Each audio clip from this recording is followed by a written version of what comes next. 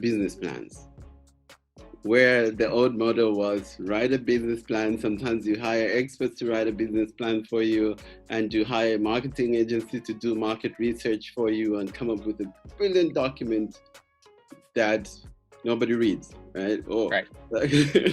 what are your thoughts on that? So I just have this this shorthand that says no business plan survives first contact with customers, which means a business plan is a great document that investors make you write that they don't read. And they don't read it. I mean, that's a little extreme, but they're asking you to put together a plan because they didn't know what else to ask you.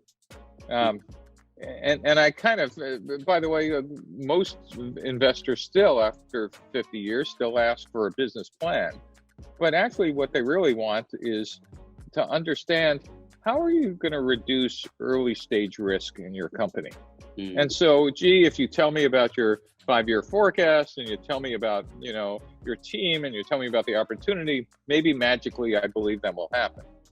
What I believe you need to do instead is, if I talk to 100 customers or partners or regulators, and if I build a series of minimum viable products, that is iterative and incremental prototypes, and put them in front of customers, and then tell an investor, well, here's what I found after 100 interviews, and here's how I pivoted, and here's how whatever, and here's how I reduced early stage risk. To me, that's a lot more effective. And by the way, here's how I tested different parts of my business model, and here's how I have already found product market fit and validated some of the demand creation activities, like getting customers. I think that's a lot more effective than this writing exercise we put people through. But at the end of the day, every founder should remember a couple of things. One is writing business plans. It's the golden rule.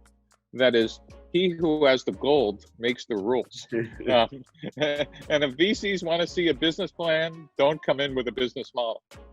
But number two is, you could write a business plan, if they insist, in a way that will blow them away, which says every time you state something, you could say, and based on our 120 interviews, or based on customer feedback of our 6 iterative minimum viable products, or based on our wireframe or whatever. So you could be talking about the language of customer discovery and agile and lean inside of a business plan, but still give them the format that they're comfortable with. But actually, instead of just writing inside your building with, and as you pointed out, using market researchers, you're actually doing the out of the building activities. Does that make sense? Yes, it does.